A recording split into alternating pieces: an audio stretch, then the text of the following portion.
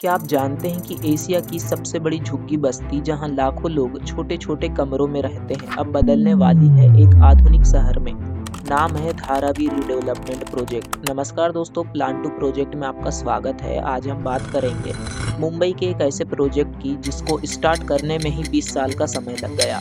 मुंबई का दिल कहा जाने वाला धारावी एशिया की सबसे बड़ी स्लम बस्ती है, जो करीब 600 एकड़ में फैली हुई है। बस्ती में 10 लाख से ज़्यादा लोग रहते हैं, जहाँ टॉयलेट शेयर होते हैं, साफ पानी की कमी है, भीड़-भाड़ इतनी ज़्यादा है कि घर का दरवाज़ा खोलो तो पड़ोसी का दरवाज़ा दिख जाए।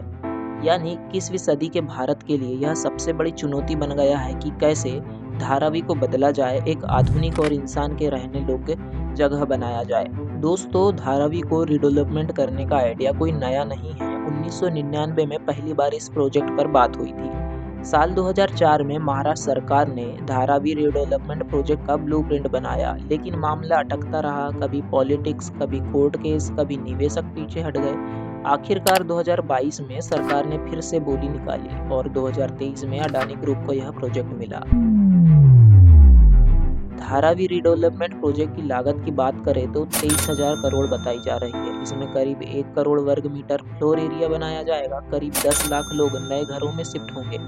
हर एलिजिबल परिवार को 300 से 350 स्क्वायर फीट का मुफ्त घर मिलेगा। बाकी जमीन पर कमर्शियल टावर, ऑफिस स्पेस और मॉल बनाए जाएंगे। पूरी बस्ती को 5 फेज में तोड़ा जाएगा और दोबारा बनाया जाएगा। समय सीमा 7 से 10 साल का अनुमान है। आखिरकार सबके दिमाग में यही बात चल रही है कि इतने बड़े प्रोजेक्ट को कौन बना रहा है।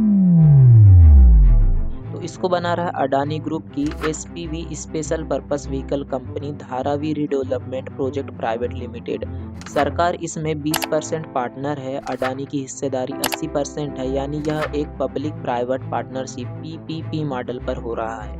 इस प्रोजेक्ट से वहां के लोगों को बहुत बड़े फायदे मिलेंगे, जैसे कि बेहतर जीवन स्तर, यानी गंदगी और झुग्गियों की जगह पक्के मकान बनाए जाएंगे। दूसरा, नौकरी और व्यापार। धारावी की लेदर रिसाइकलिंग जैसी इंडस्ट्रीज को मॉडर्न फैक्ट्री स्पेस मिलेंगे। तीसरा, रियल एस्टेट बॉम। मुंबई में नई कमर्शियल जगह बनेगी। चौथा, global image. Mumbai slum capital की बजाय एक मॉडर्न स्मार्ट सिटी का टैग मिलेगा। लेकिन दोस्तों, चुनौतियां भी कम नहीं है। इतने बड़े पैमाने पर लोगों को शिफ्ट करना आसान नहीं होगा।